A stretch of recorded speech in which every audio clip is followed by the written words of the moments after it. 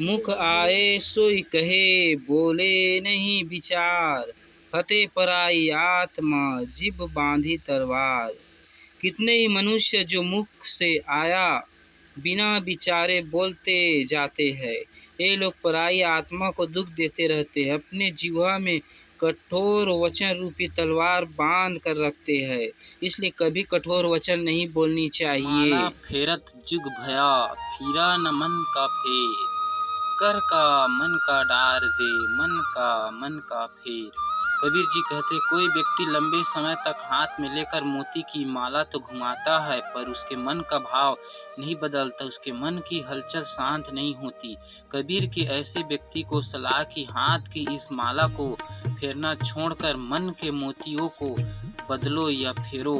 तन की जोगी सब करे, मन को बिरला कोई। सब सिद्धि सहजे पाइए, जे मन जोगी होई। कबीर जी कहते, शरीर में भगवे वस्त्र धारण करना सरल है, पर मन को योगी बनाना बिरले ही व्यक्ति का काम है। यदि मन योगी हो जाए तो सारी सिद्धियां सहज ही प्राप्त। कबीर भक्ति दान किया नहीं, अब रह काश की ओट। मार पीट प्राण निकाल ही, जम तोड़ेंगे होठ। कबीर जी कहते हैं, न गुरु किया, न भक्ति और न दान धर्म किया, अब किसकी ओट में बचेगा। यम के दूत मार पीट करके प्राण निकालेंगे और बिना विचारे चोट मारेंगे, यानी बेरहम होकर पीट पीट कर तेरे होंठ फाड़ेंगे। होंठ फाड़ना बेरहमी से पीटना अर्थात निर्दयता से मारेंगे। कहाँ से आया कहाँ जाओगे, खबर करो अपने तन की।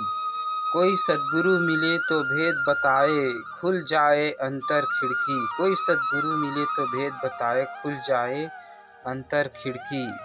कबीर जी कहते हैं, जीव कहाँ से आया है और कहाँ जाएगा। पंडित और मौलवी इसका जवाब धर्म ग्रंथ से देते हैं। कबीर साहब कहते हैं कि इस प्रश्न का सही जवाब चाहिए तो किसी सद्गुरु की मदद लो।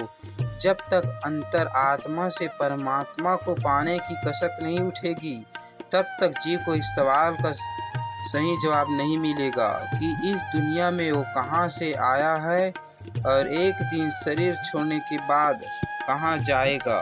माला मुद्रा तिलक छाया, तीर्थ व्रत में रिया भटकी। गाए बजाए लोग रिझाए, खबर नहीं अपने तन की।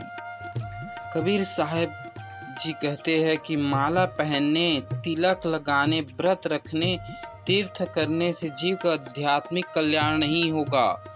इस तरह से जो लोग धार्मिक कथाएं सुनाते हैं, भजन गाकर नाच कर लोगों को रिझाते हैं, वो भी आम जनता को आत्म कल्याण का उचित सन्मार्ग नहीं दिखाते हैं। कबीर साहब कहते हैं कि ज्ञानी और सच्चे साधु ये हैं जो शरीर को ही मंदिर मस्जिद मानते हैं और अपने शरीर के भीतर ही परमात्मा को ढूंढने की कोशिश करते हैं। जो अपनी देह के भीतर ईश्वर का दर्शन कर लेता है, उसका जीवन सफल हो जाता है।